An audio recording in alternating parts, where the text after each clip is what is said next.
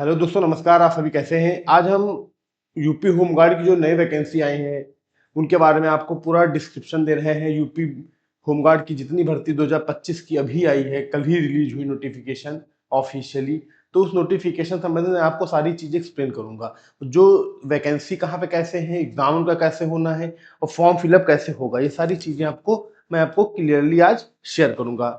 समझ लीजिए, आप जोर लगा दीजिए, जो बच्चे 10th पास हैं, जो लोग 10th पास आउट हैं, मिनिमम क्वालिफिकेशन की 10th है, ठीक। तो होमगार्ड, यूपी होमगार्ड संबंधित मैं आपको बहुत फैक्ट बताऊंगा, इंपॉर्टेंट फैक्ट, सारी चीजें आएंगी। जो नोटिफिकेशन में आया वही एकदम रियल, ठीक, संपूर्ण जानकारी आपको मिलेगी। ठीक, शुरू करते हैं हम लोग। देखो, बहुत अच्छा है। उत्तर प्रदेश पुलिस भर्ती एवं प्रोन्नत बोर्ड,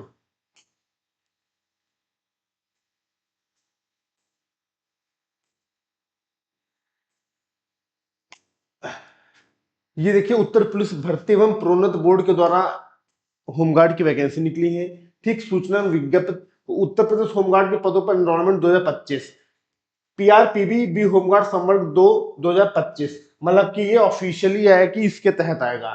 ठीक, और कब ये आया है? नवंबर 18 2025। नवंबर 18 मतलब कल कल 18 नवंबर था, कल ही इसका विज्ञापन आया है। ठीक है, अब इसमें हम आपको एक एक चीज, सारी चीज जो वैकेंसी वाइज, सारी चीजें जनपद वाइज, हर जिले वाइज जो वैकेंसी निकली है उनके बारे में बताएंगे, आवेदन तिथि के बारे में बताएंगे, परीक्षाएं कैसे होंगी, सिलेबस कैसे होगा, सारी चीजें आपको इसमें क्लियर करनी है। ठीक, अच्छे चलते हैं।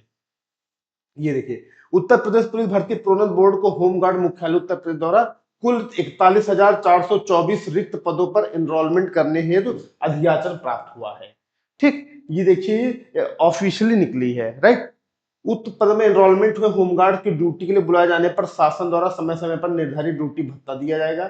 वर्तमान में प्रतिदिन ड्यूटी पर उपस्थित करने पर 600 रुपया प्रतिदिन का 600 रुपया है, तो एक महीने का आपका 18,000 रुपया ये होगा। ठीक, उसके अलावा एक्स्ट्रा जो एक्सपेंसेस है और भत्ते हैं वो अलग दिए जाएंगे। ठीक, उसके अलावा होमगार्ड निम्न जनपदवार, देखो एनरोलमेंट दिखाया गया पुरुष और महिलाओं का हर जनपदवार। ठीक, जैसे आगरा में दिखाया गया है तो टोटल 1232 पोस्ट है, 1232 है। फिरोजाबाद में 484 है, मैनपुरी में 383। अब इसमें देखिए, अनारक्षित, अनुसूचित जाति, अनुसूचित जनजाति, पिछड़ा वर्ग या आर्थिक रूप से कमजोर वर्ग, इनकी अलग अलग वैकेंसी दी गई है ना। हम आपको टोटल बता दे रहे हैं कहां कहां कितनी कितनी वैकेंसी निकली है। ठीक है, मैनपुरी में 383 आई है, मथुरा में 489 है, अलीगढ़ 853, 329 एटा में, 495 हाथरस, कासगंज में आपका है 299, आपका बरेली में आपका है 761, बदायूं में 629 और पीलीभीत 451 और शाहजहांपुर में 720। ठीक, हर हर जनपद वाइज वैकेंसी निकाली गई है, हर जनपद वाइज वैकेंसी निकाली गई है। मेरठ में देखिए 688 पोस्ट है। गाजियाबाद में आपका देखिए, ये आपका गाजियाबाद में 102, सबसे कम गाजियाबाद में पोस्ट है, और हर जगह पे 663 देखिए, बुलंदशहर, बागपत 218, हर जिले वाइज देखिए भर्ती है। ठीक, ये चीजें हम एक्सप्लेन, आप लोग खुद देख सकते हैं कि जो वैकेंसी है 200 से नीचे कहीं पर नहीं। गाजियाबाद और महोबा, गाजियाबाद और महोबा में जो है 100 प्लस है, नहीं तो हर जगह 200। ये देखिए ललितपुर 188। ठीक, कानपुर नगर में देखिए 1947 पद आए हैं, कानपुर नगर में अच्छे पोस्ट हैं। कानपुर नगर में, लखनऊ में, इन सब जगहों पे अच्छी वैकेंसी है। ठीक, जनपद वाइज है, हर जगह जनपद वाइज वैकेंसी निकली है। तो ये देखिए, लखनऊ में आपका 1371 पोस्ट है, 1371 है। हरदोई में 1072 है, सीतापुर में 927 है, रायबरेली में 472 है। ठीक, तो जिले वाइज देखिए टोटल वैकेंसी आपको इसमें दिखाई गई है। इसमें कोई स्पेशल चीज बताने वाली नहीं है, हर जिले वाइज कहाँ कहाँ कितनी कितनी वैकेंसी है, ये सारी चीजें आपको दिखाई जा रही है। ठीक है, देखिए हर जिले वाइज अनुसूचित जाति, अनुसूचित जनजाति, ईडब्ल्यूएस, ओबीसी लेके, तो देखो कुल पद कितना है? 41,424 पद कुल वैकेंसी है होमगार्ड की, जो कल नोटिफिकेशन में। ठीक है, इसके प्रोसेस पे देखा जाए क्या क्या काम कैसे हो रहा है, क्या क्या चीजें मांगी जा रही है। ठीक, अब इसमें देखिए होमगार्ड एनरोलमेंट जनपदवार सापेक्ष क्षैतिज आरक्षण का विवरण है। ठीक, आगरा में देखो हर एक जगह, तो स्वतंत्रता संग्राम सेनानी को 2% आरक्षण है तो 24 सीटें हैं, भूतपूर्व सैनिक को 5% आरक्षण है तो 61 सीटें, महिलाओं को 20% आरक्षण है तो 246 सीटें, मतलब कुल 1232 है, जिसमें 24 सीटें जो होंगी वो स्वतंत्रता संग्राम सेनानी। ठीक, पांच परसेंट 61 सीटें इसमें होंगी भूतपूर्व सैनिक के लिए, और महिला के लिए 20% सीटें रिजर्व रहेंगी। हर जिले में महिलाओं के लिए 20% सीट रिजर्व रहेंगी, ये दिखाया गया। हर एक जिले वाइज देखो सारी चीजें डिटेल पूरी दी गई है। ठीक, जिस जिले से आप भर रहे हो, आप एटा से भर रहे हो तो 6 स्वतंत्रता संग्राम सेनानी और 5 आपका 16 मतलब भूतपूर्व सैनिक और 65 महिला। हर एक जिले वाइज इसमें विवरण दिया गया है। ठीक, ये जो है आरक्षण है, ये इतनी सीटें रिजर्व रखी जाएंगी, रिजर्व है। ठीक,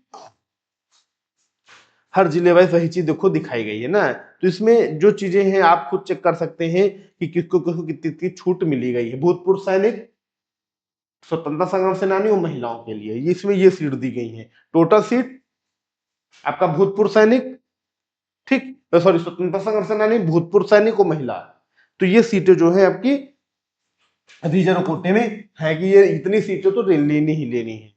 ठीक, ये चीजें। अब देखो बहुत अच्छी बात इसमें कही गई, परीक्षा के पहले किसी भी समय रिक्तियों की संख्या परिवर्तित की जा सकती है। अगर वैकेंसी एग्जाम से पहले भी जगहें घटाई बढ़ाई जा सकती है, हो सकता है 50,000 भी की।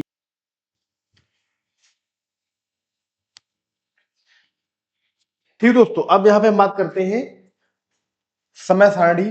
तो ऑनलाइन आवेदन करने की तिथि क्या है? तो ऑनलाइन आवेदन जो समय है वो 18/11 से 2025 से 17/12/2025 तक है। मतलब कि इसका एनरोलमेंट कल से शुरू हो गया है। ठीक, 18 तारीख से फॉर्म फिलअप कल से शुरू हो गया है। आवेदन शुल्क जमा करने की तिथि 18/11 से 17/12 है। उसके अलावा इसमें बताया जा रहा है जमा किए गए शुल्क का समायोजन की तिथि 18/11 से 20 तक है। लास्ट के 2 दिन जो प्रोसेस ऑनलाइन जैसे होता है तो कभी कभी नेटवर्क प्रॉब्लम होता है, तो 2 दिन है कि जो आप आवेदन जमा कर सकते हैं। ठीक, आगे चलते हैं। इसमें अभ्यर्थी को आवेदन करने से पहले ओटीआर, वन टाइम रजिस्ट्रेशन कराना अनिवार्य होगा। ठीक, ओटीआर कराना अनिवार्य होगा। सभी अभ्यर्थियों से अपेक्षा की जाती है कि वो अपने आवेदन पत्र भरते समय पूर्ण सावधानी के साथ सभी प्रविष्टियों का अंकन करें और संशोधन की आवश्यकता ही उत्पन्न ना हो। आप अच्छे से पहले देख लीजिए, समझ लीजिए, तब फॉर्म भरिए। ठीक, जिससे आपको कोई दिक्कत ही ना हो। ठीक, आगे देखो इसमें बताया गया जनपदवार विज्ञप्ति पर चयन आरक्षण नीति के दृष्टिगत अभ्यर्थी के लिखित परीक्षा से प्राप्त अंकों एवं अधिमानी अर्हताओं के अंतर्गत प्राप्त अंकों के योग के श्रेष्ठता क्रम पे आधार पर किया जाएगा। आपका सिलेक्शन कैसे होगा? रिटन एग्जाम होगा, आपकी जो योग्यता है उनके मार्क्स ऐड करने पर जो श्रेष्ठतम होगा उसी आधार पे आपको सिलेक्शन दिया जाएगा। ठीक, आवेदन शुल्क एनरोलमेंट के लिए कहा गया है सामान्य यानी जनरल, ईडब्ल्यूएस, ओबीसी के वर्ग, ओबीसी के लोगों के लिए 400 रुपये आवेदन पड़ेगा। एससी एंड एसटी के लिए आपको 300 रुपए का आवेदन पड़ेगा। ठीक, चार्जेस ये पड़ेंगे। जनरल, ओबीसी, ईडब्ल्यूएस को कितना? 400 का, अनुसूचित जाति अनुसूचित जनजाति को 300 का आवेदन पड़ेगा। ठीक है, आवेदन इतना फीस लगेगी। ठीक, आगे चलते हैं। आवश्यक राष्ट्र मतलब एनरोलमेंट के लिए आवश्यक अभ्यर्थी क्या होना चाहिए? भारत का नागरिक हो, जनरली सब जानते हैं, फॉर्म भरा जाता है, पूछा जा कहा जाता है। तिब्बती शरणार्थी हो जो भारत में स्थायी निवास के अभिप्राय से 1 जनवरी 1962 के पहले भारत आया हो। अगर कोई तिब्बत का नागरिक है 1962 से पहले से भारत आया है तो वो एलिजिबल है। ठीक, भारत उद्भव का ऐसा व्यक्ति हो जिसने भारत में स्थायी निवास करने के अभिप्राय से पाकिस्तान, म्यांमार, श्रीलंका या किसी पूर्व अफ्रीकी देश, Kenya, Uganda, United Republic of Tanzania, पूर्ववर्ती तंजानिया के प्रयोजन से किया गया हो। मतलब कि ये भारत बहुत पहले आ गए हो, यहाँ पे निवास कर रहे हो, तो ये लोग भी फॉर्म फिलअप कर सकते हैं। ठीक, आगे चलते हैं। आपके मतलब की चीजें हो, इस पर ज्यादा हम चर्चाएं नहीं करेंगे। जो आपके लिए अधिक है, इंपॉर्टेंट है, वही जरूरी चीज है। ठीक, शैक्षिक अर्हता देखिए। होमगार्ड एनरोलमेंट के लिए आप 10वीं उत्तीर्ण हो या उत्तर प्रदेश सरकार द्वारा मान्यता प्राप्त समकक्ष अर्हता होनी चाहिए। माध्यमिक शिक्षा परिषद उत्तर प्रदेश द्वारा हाई स्कूल की डिग्री मान्य होगी। आप हाई स्कूल पास हैं तो आप एलिजिबल हैं। ठीक, आवेदन करते समय अभ्यर्थी शैक्षिक अर्हता अवश्य धारित करनी होगी। आप 10th पास हैं तो आपको दिखाना जरूर होगा। ठीक, इसमें वो बच्चे नहीं होंगे जो 10th में हैं या 10th का एग्जाम दिए हैं। इसमें 10th बच्चा 10वीं परीक्षा में सम्मिलित हुआ हो, अपियर या सम्मिलित होने वाला है, तो वो बच्चा फॉर्म नहीं भर। जो 10th पास आउट हो गए उनके लिए ही ये प्रोसेस है। ठीक, ये नहीं कि हम 10th में फॉर्म भर दें, अपियर, नो। ठीक, आप एलिजिबल नहीं है। आवेदन पत्र में प्रदर्शित शैक्षिक अर्हता यथार्थ शुद्धता एवं समकक्षता के सिद्ध करने के लिए अभिलेख साक्ष्य प्रस्तुत करने का दायित्व अभ्यर्थी का होगा। ठीक, तो आप जो लगाएं, रियल लगाएं, ओरिजिनल लगाएं। ठीक, आगे चलते हैं। अधिमानी अभ्यर्थी को अधिमानी प्रेफरेंस के अंतर्गत निम्न अतिरिक्त अंक प्राप्त होंगे। ठीक, अगर उनके पास एनसीसी का सर्टिफिकेट, सी सर्टिफिकेट है तो उसमें 3 अंक मिलेगा, बी सर्टिफिकेट है तो 2 अंक, ए सर्टिफिकेट है तो 1 अंक, या स्काउट गाइड का सर्टिफिकेट है तो 1 अंक उसे एक्स्ट्रा मिलेगा अगर जिसके पास ये डिग्रियां हैं। ठीक, एनसीसी का सी सर्टिफिकेट, एनसीसी का बी सर्टिफिकेट, एनसीसी का ए सर्टिफिकेट। ठीक, उसी हिसाब से, और ये स्काउट गाइड तो 1 नंबर। ठीक, तो एनसीसी जो किए होंगे उनके लिए स्पेशल छूट दी गई है। ठीक, आगे चलते हैं। तो अभ्यर्थी द्वारा 4 पहिया वाहनों के वैध ड्राइविंग लाइसेंस धारक होने की स्थिति में अंकों के साथ तो 1 अंक, अगर आपके पास 4 पहिए का ड्राइविंग लाइसेंस है तो आपको 1 अंक और मिलेगा। आप लगाइए, हाँ मेरे पास ड्राइविंग लाइसेंस है 4 व्हीलर का भी, तो उसके लिए आपको 1 नंबर एक्स्ट्रा और मिलेगा। ठीक, तो देखो ये सब चीजें हैं जो बताई जाती हैं। आयु कितनी होनी चाहिए, आपकी एज कितनी होनी चाहिए? तो होमगार्ड के एनरोलमेंट के लिए अभ्यर्थी की आयु 1/7/2025 को कम से कम 18 वर्ष और अधिक से अधिक 30 वर्ष होनी चाहिए। बस 18 से 30 वर्ष आएंगे होमगार्ड में। अभ्यर्थी के जन्म 1/7/1995 से 1/7/2007 के बाद नहीं होना चाहिए, मतलब 1/7/1995 के पहले डेट ऑफ बर्थ नहीं होनी चाहिए और 1/7/2007 के बाद डेट ऑफ बर्थ नहीं होनी चाहिए। ठीक, तो एज देख लीजिए 18 से 30 वर्ष। जो छूट रिजर्वेशन मिलेगा वो एक अलग चीज है। अन्य पिछड़ा वर्ग, अनुसूचित जाति, अनुसूचित जनजाति और ऐसी अन्य श्रेणी के अभ्यर्थी जो केवल उत्तर प्रदेश के मूल निवासियों के लिए अधिकतम आयु सीमा में छूट शासन द्वारा दी गई है। अगर उत्तर प्रदेश के हो आप नागरिक और आप SC ST OBC में आते हो तो आपको एज का रिलैक्सेशन मिलेगा, एज की छूट मिलेगी। ठीक, आयु के प्रमाण पत्र में हाई स्कूल अथवा समकक्ष परीक्षा के अंक प्रमाण पत्र ही मान्य होंगे। ठीक, अब देखो इसमें देखते हैं हम लोग क्या क्या चीजें मांगी है। ये देखिए, EWS सामान 1/7/1995 से 1/7/2007। अनुसूचित जाति श्रेणी के लिए अधिकतम आयु 5 वर्ष की छूट अनुमन्य है। 1/7/1990 से 1/7, मतलब अगर आप SC में आते हो तो आपकी डेट ऑफ बर्थ 1/7/1990 के बीच होनी चाहिए, 90 से लेकर 2007 के बीच होनी चाहिए। अनुसूचित जाति, ठीक, देखो अनुसूचित जाति की श्रेणी अभ्यर्थी, अनुसूचित जनजाति यानी ST के छात्रों के लिए भी सेम प्रोसेस 1/7/1990 से 1/7/2007। अन्य पिछड़ा वर्ग के लिए 1/7/1990 से 1/7/2007। ठीक, देखो इनको SC ST OBC को छूट 5-5 वर्ष की दी गई है। उत्तर प्रदेश भूतपूर्व सैनिक अगर है तो वास्तविक आयु सेवावधि परिणामी आयु यानी 1/7/2025 को 33 वर्ष से अधिक नहीं होनी चाहिए। ठीक, ये आपका भूतपूर्व सैनिकों के लिए ऐसी सिस्टम बताया गया। ठीक, आगे चलते हैं। चरित्र, अभ्यर्थी चरित्र ऐसा होना चाहिए कि वो होमगार्ड के एनरोलमेंट हो, सभी प्रकार के उपयुक्त हो। नियुक्त प्राधिकारी द्वारा इस संबंध में अपना समाधान किया जाएगा।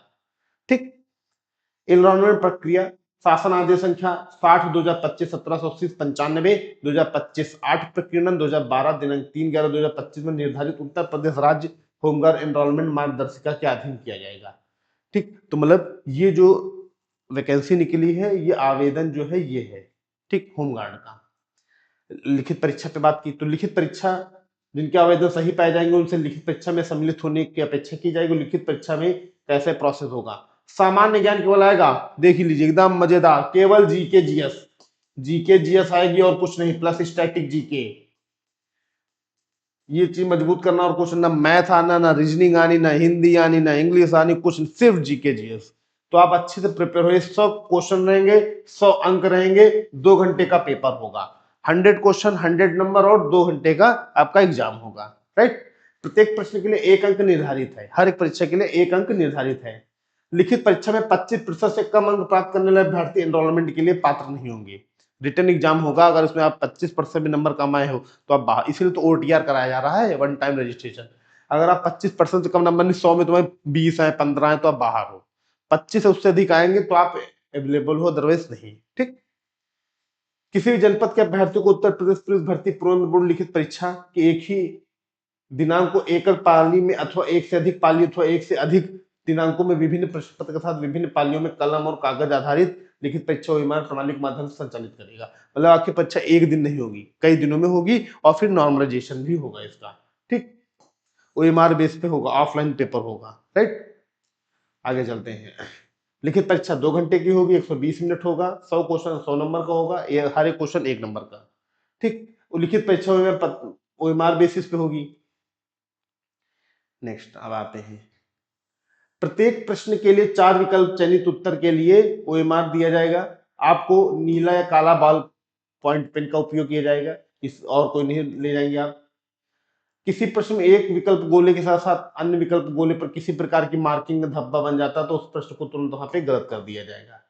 ठीक है, साथ ही साथ यदि किसी प्रश्न के एक से अधिक उत्तर विकल्प सही पाए जाते हैं तो ऐसे भी एक सही विकल्प को उत्तर के रूप में अंकित करने पर अभ्यर्थी के उस प्रश्न में निर्णय प्रदान किए जाएंगे। जैसे मान लो आप क्वेश्चन आ जाएगा और आंसर दूसरा सही है और आंसर की में गलत, तो इसमें ये होगा कि क्वेश्चन अगर फॉल्ट आ रहा है तो 1 नंबर आपको उसका एक्स्ट्रा मिल जाएगा।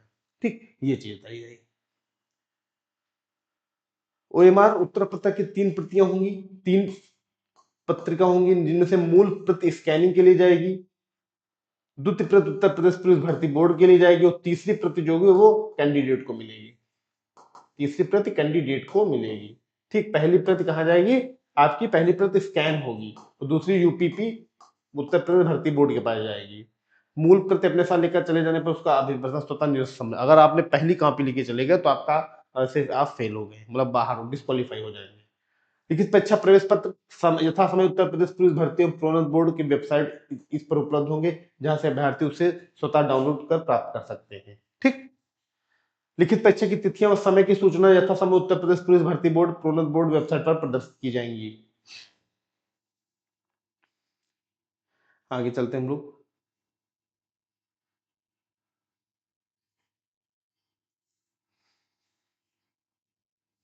हम आपको वही चीज बता रहे हैं जो आपके एग्जाम की दृष्टि से इंपॉर्टेंट और महत्वपूर्ण है, और इसमें बहुत सी चीजें अंकित हैं। आपका पेपर हिंदी और अंग्रेजी दोनों में होगा।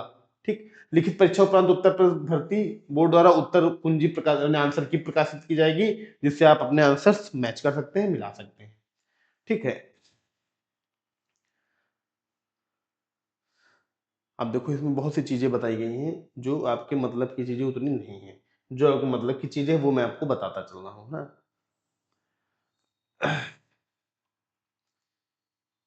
इसमें जैसे आपका फिजिकल एक्टिविटी बेसिस पे है वो आपको बता रहे हैं इसमें। ठीक, शारीरिक मानक परीक्षण, पुरुष अभ्यर्थी के लिए न्यूनतम शारीरिक मानक क्या है, ऊंचाई यानी हाइट क्या होनी चाहिए, सामान्य, अन्य पिछड़ा वर्ग और अनुसूचित जाति, मतलब कि जनरल, ओबीसी और एससी, इन सॉरी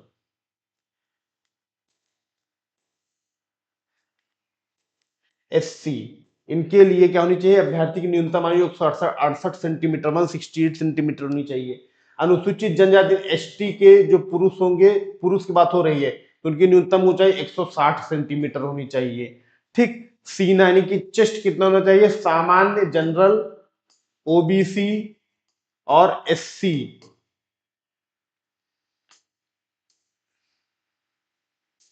एससी के छात्रों के लिए न्यूनतम सीने की माप 79 सेंटीमीटर बिना फुलाए और फुलाने पर 84 सेंटीमीटर फुलाना होगा।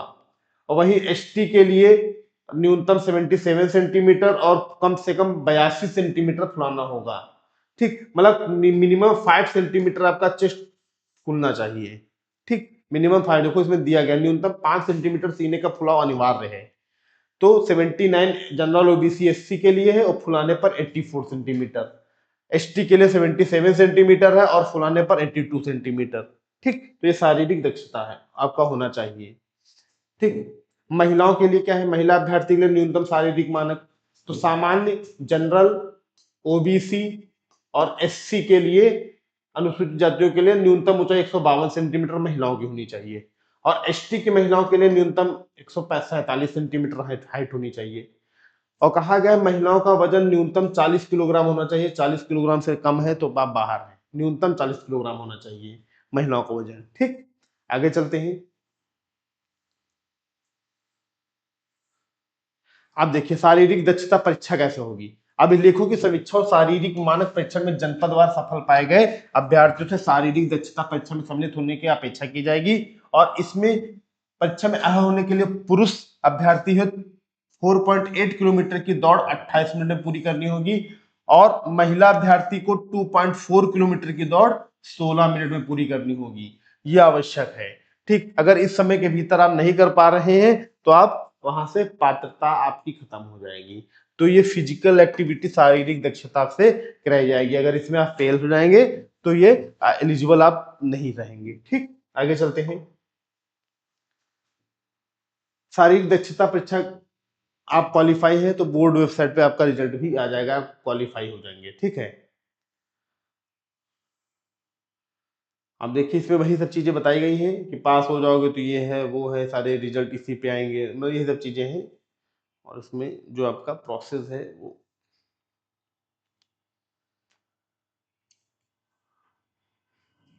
नोटिफिकेशन में बहुत सी चीजें रहती है ना, तो हर एक चीज बताई जाती है, तो हमें उतना जानना है जो हमें मतलब है। ठीक, हाँ, अब देखो सिलेक्शन प्रोसेस जैसे होता है कि दो या दो से अधिक अभ्यर्थियों के अंक अगर समान है, इक्वल अंक है, नंबर ए और बी के नंबर इक्वल है, तब क्या होगा? तो इसमें क्या किया जाएगा, दो या दो से अधिक अभ्यर्थियों के अंक समान होने पर अधिक आयु के अभ्यर्थी को वरीयता दी जाएगी। ठीक, जैसे एक 28 साल का, एक 26 साल का, एक 22 साल का, और नंबर सेम है तो 28 साल के व्यक्ति को वरीयता पहले दी जाएगी। ठीक, दूसरा बताएगा यदि उपयुक्त विचारण के बाद भी दो या दो से अधिक अभ्यर्थियों के अंक समान है, मतलब ये होने बाद भी, तो अभ्यर्थी की अधिमानता का अवधारणा हाई स्कूल प्रमाण पत्र में उल्लेखित उनके नामों के अंग्रेजी वर्णमाला के क्रम अनुसार की जाएगी। अंग्रेजी वर्णमाला, जैसे मान लो किसी नाम अजय है और किसी नाम विशाल है, तो ए पहले आ रहा ना, बी बाद में आ रहा है, तो उस आधार पे तो इसी में बहरहाल डिसाइड हो जाएगा। ये तो सेकेंडरी है, लेकिन अगर नहीं होगा तो सेकेंड वाला क्वेश्चन लिया जाएगा। ठीक, और साथ साथ में एक चीज और बताई गई है कि उत्तर प्रदेश पुलिस भर्ती प्रोन्नत बोर्ड द्वारा होमगार्ड के लिए प्रतीक्षा सूची नहीं भेजी जाएगी, मतलब कि अरे वेटिंग वेटिंग लिस्ट आएगी, तो रिजल्ट जो एक बार आ जाएगा वही फाइनल होगा, वेटिंग लिस्ट जो है वो नहीं आएगी। होमगार्ड परीक्षा में वेटिंग लिस्ट नहीं आएगी, ये कंफर्मेशन है। ठीक है, ये जान लो, वेटिंग लिस्ट एक बार जो रिजल्ट आएगा वही मान्य होगा। आयु सीमा छूट होने आपको बता ही दी है, तो इसका कोई मतलब नहीं है, ये सारी चीजें मैंने आपको बता दी हैं। ये देखो, हाँ, आपका जो सर्टिफिकेट होना चाहिए स्टेट का होना चाहिए ना, सेंट्रल का नहीं, स्टेट गवर्नमेंट का होना चाहिए। जो सर्टिफिकेट बनेगा आपका एससी का बनेगा, एसटी का बनेगा, ओबीसी का बनेगा, ठीक, या आपका डोमोसाइल बनेगा, तो ये सारी चीजें जो होंगी कहाँ की होंगी, स्टेट की होंगी। ठीक है, तो इसमें वही चीज बताई गई है, और आपको मैंने पहले बता दिया 5 5 वर्ष का जो रिजर्वेशन है। ठीक, आगे चलते हैं। स्वतंत्रता संग्राम सेनानी को 2% की छूट है। ठीक, भूतपूर्व सैनिक को 5%, और महिलाओं को 20%। मैंने पहले जब वैकेंसी दिखाई थी हर स्टेट में, हर एक वाइज कैसे 2% में कितने अभ्यर्थी आएंगे, 5% में कितने अभ्यर्थी आएंगे, और 20% शुरुआत में लिस्ट में ही मैंने दिखा दिया था उसमें। ठीक है, तो इसमें कोई वो इश्यू नहीं है, और इसमें हम लोग आगे चलते चलते हैं, इसमें जो चीजें हमें मतलब की चीजें हम वही केवल देखेंगे। और साथ ही आपके प्रमाण पत्र मतलब कि दिसंबर 2014 के अनुरूप होने चाहिए। जो अनुसूचित जाति अनुसूचित जनजाति के हैं तो 2014 के अनुरूप इसमें जो प्रोसेस होता होगा, वकील जानते हैं कि मतलब आपका जो सर्टिफिकेट है वैलिडिटी कितने साल की है, 2 साल, 5 साल, 7 साल, या रेन्यू कराना है, उसको अपडेट कराना है, तो ये सारी चीजें। अन्य पिछड़ा वर्ग देखो समय 2014 दिसंबर 17 दिसंबर 2014 दिखाया जा रहा है ना। ईडब्ल्यूएस प्रमाण पत्र हर साल होता तो 14 मार्च 2019 के अनुरूप होना चाहिए, 14 मार्च 2019 के अनुरूप। अप्रैल मई जून जुलाई अगस्त सितंबर अक्टूबर नवंबर, मतलब 14 मार्च 2019 के अनुरूप, मतलब इसके बाद ही या इसके बाद ही का होना चाहिए, उसके पहले का आपका नहीं होगा, तो आप प्रमाण पत्र जो थे अपडेट करा लो ना, आप लोग जो आपके मतलब जो आप प्रमाण पत्र लगाएंगे। ठीक,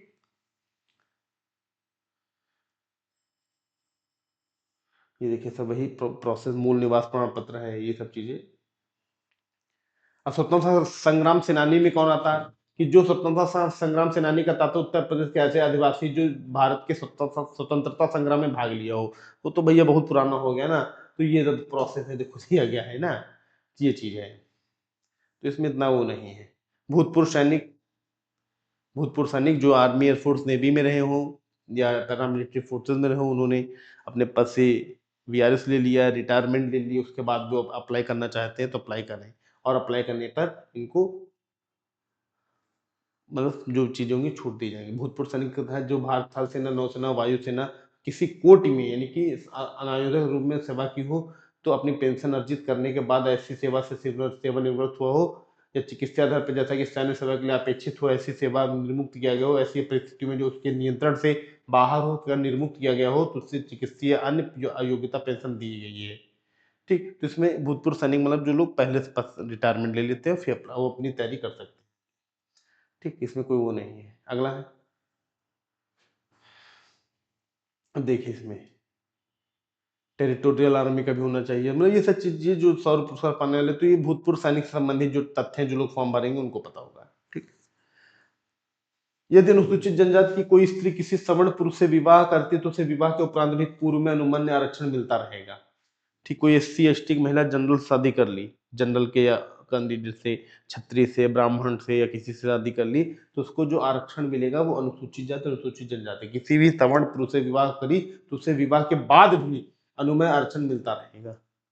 ठीक, ये चीज है।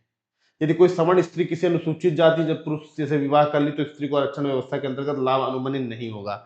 या कोई जनरल की कोई लड़की है, क्षत्रिय ब्राह्मण की, वो किसी एससी एसटी लड़के शादी कर ली, तो उसको सोचो कि हमको आरक्षण मिल जाएगा, हमारे पति एससी में आते एसटी में आते, तो नहीं, उनको नहीं मिलेगा।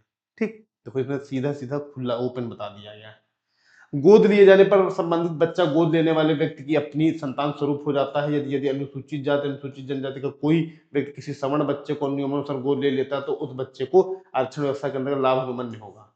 ठीक, मतलब कोई सवर्ण बच्चा है और उनके माता पिता नहीं, जो भी है वो गोद लिया गया है, वो इससे स्टील को लिया, गोद लेने मतलब आप अपना बच्चा एक्सेप्ट हम कर रहे हैं, तो उसे आरक्षण मिलेगा। ठीक,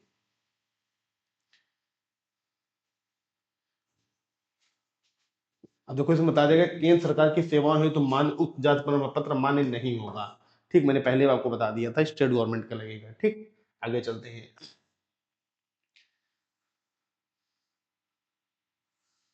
ठीक, चलो इसमें अब ये सब चीजें अपने मतलब की ज्यादा नहीं है। ठीक, हमें जो चीजें समझनी है वो हम आगे बढ़ते चलते हैं। ऑनलाइन आवेदन प्रक्रिया, तो ऑनलाइन आवेदन कैसे होना, पहले आपको सर्वप्रथम ओटीआर वन टाइम रजिस्ट्रेशन कराना होगा। ठीक, ओटीआर करने के बाद फिर अपनी डिटेल सारी भरनी होगी। देखो ये सारी चीजें बताई गई हैं। ठीक, आप पढ़ लोगे। ओटीआर सबसे पहले अनिवार्य है, फिर उत्तर प्रदेश भर्ती बोर्ड पे जाके आवेदन है तो लिंक पे क्लिक करेंगे। अभ्यर्थी को पहली बार ओटीआर पंजीकरण अनिवार्य है। ठीक, उसके लिए unique email ID, unique mobile number, OTR के लिए जो अप्लाई जो भी किया, और सत्यापन डिजी लॉकर अकाउंट आपका होना चाहिए। ठीक, इसमें आपकी फोटो साइन वगैरह सब चीजें आप रख सकते हैं। ठीक, ये सारी चीजें देखो इसमें बताई गई, प्रोसेस हर एक स्टेप बाय स्टेप। ये देखिए एनरोलमेंट हो तो आवेदन सब होने के बाद जब आपका ओटीआर हो जाएगा, तब आप फॉर्म फिलअप कर सकते हैं। ठीक है, तब आप पहले ओटीआर आपको कंपलसरी है, उसके बाद ही आपके फॉर्म भरेंगे।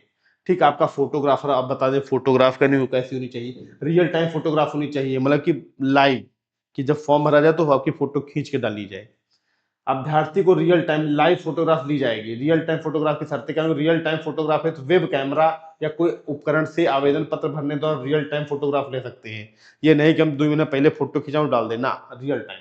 रियल टाइम फोटोग्राफ अपलोड के दौरान यदि अभ्यर्थी टोपी पहना हुआ है तो फोटोग्राफ अपलोड करेगा तो फोटो स्वीकार नहीं होगी, टोपी आप नहीं पहन के खिंचा सकते। रियल टाइम फोटोग्राफ दौरान अभ्यर्थी का चेहरा या किसी भी चीज से ढका नहीं होना चाहिए, मास्क से है, दुपट्टे से है, एक कपड़े से है, छाया, ये सब चीजें आभूषण है, हम नाके में पहने, कान में पहने, मतलब काफी, तो ये सब चीजें नहीं होनी चाहिए, आपका फॉर्म रिजेक्ट कर दिया जाएगा। अभ्यर्थी जिनकी आंखों पर चश्मा धारण किया हो तो उसे अभ्यर्थी फोटोग्राफ लेते समय इस बात का आवश्यक ध्यान रखें कि रियल टाइम फोटोग्राफ पर चश्मा के ऊपर कोई प्रतिबिंब या रोशनी ना पड़े, अभ्यर्थी की आंखें स्पष्ट रूप से दिखाई देनी चाहिए। ठीक, रियल टाइम फोटोग्राफर का धुंधली फोटो नहीं होनी चाहिए, रियल टाइम फोटोग्राफर अत्यधिक चमक नहीं होनी चाहिए, जो फोटो रियल टाइम हो चमक नहीं होनी चाहिए, साधारण। ठीक, रियल टाइम फोटोग्राफ अपलोड करते समय अभ्यर्थी किसी भी प्रकार की वर्दी को निर्धारण करें कि पुलिस में थे, आर्मी में थे, कोई वर्दी पहने तो वर्दी की फोटो अलाउड नहीं रहेगी। लिखित परीक्षा सहित एनरोलमेंट प्रक्रिया किसी चरण में भाग लेते समय अभ्यर्थी को कोई वर्दी धारित नहीं करनी चाहिए, अन्यथा उसे एनरोलमेंट प्रक्रिया में सम्मिलित नहीं किया जाएगा। या फिजिकल भी जा रहा है तो वहां पे हम आर्मी वो पहन के जा रहे हैं तो आप नहीं पहन सकते। रियल टाइम फोटोग्राफ के आधार पर फोटोग्राफ से मैच नहीं होता तो अभ्यर्थी को इस संबंध में ऑनलाइन आवेदन पत्र में घोषणा भरना अनिवार्य होगा। ठीक है, अगर नहीं मैच कर रहा तो आपको बताना पड़ेगा।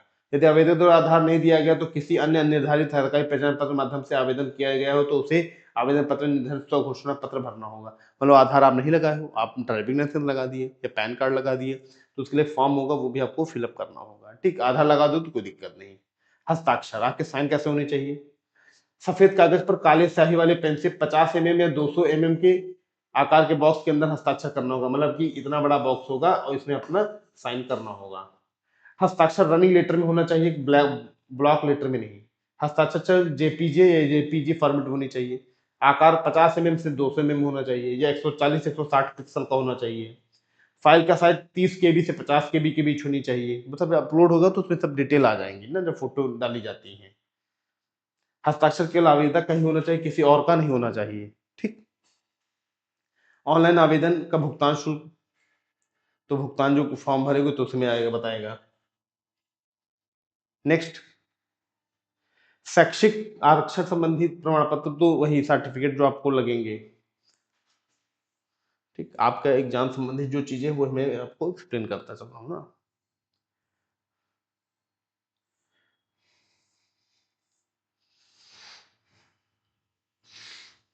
हम अब इस पे आगे जो डिस्कस करेंगे वो आपका आ जाएगा सिलेबस। जो सिलेबस हमारा है हम सिलेबस पे डिस्कस करेंगे। ठीक, सामान्य ज्ञान, केवल सामान्य ज्ञान आएगा, हर एक प्रश्न के लिए 1 नंबर। सामान्य ज्ञान जो जनरल नॉलेज आएगी, सामान्य ज्ञान हो जाए, सामान्य विज्ञान, भारत का इतिहास, भारत का संविधान, भारत का अर्थव्यवस्था, संस्कृति, संसाधन, उत्तर प्रदेश, शिक्षा संस्कृति, सामाजिक प्रथाओं संबंधित। तो उत्तर प्रदेश संबंधित जितनी चीजें आएंगी, हिस्ट्री, ज्योग्राफी, पॉलिटी। ठीक, उसके अलावा जो महत्वपूर्ण दिवस, अनुसंधान एवं खोज, पुस्तक एवं के लेखक, सोशल मीडिया, कम्युनिकेशन, पुरस्कार, संगठन, अंतरराष्ट्रीय, राष्ट्र अंतरराष्ट्रीय संगठन, अंतरराष्ट्रीय महत्व, समसामयिकी, अब मानवाधिकार, आंतरिक सुरक्षा व आतंकवाद, भारत और उसके पड़ोसी देशों के बीच संबंध। ठीक, उसके अलावा मेले व स्थान, त्योहार, खेल, पुरस्कार, उपलब्धियां, उत्तर प्रदेश राजस्व, पुलिस और सामान्य प्रशासनिक व्यवस्था। तो ये सारी चीजें जितनी उत्तर प्रदेश संबंधित चीजें, महिला सशक्तिकरण हो गया, जितनी योजनाएं चल रही, आत्मनिर्भरता भारत के औद्योगिक विकास का, और प्राकृतिक घटनाएं या महत्वपूर्ण सम्मेलन व समारोह, केवल यही चीज होमगार्ड में आएगा और कोई चीज नहीं आएगी। ठीक, जीके जीएस का सिलेबस ये है और कुछ भी इसमें नहीं आएगा, ये इंग्लिश का पूरा है। ठीक, जो इंग्लिश में चाह रहे हैं तो इंग्लिश में भी आपको मिल जाएगा। राइट,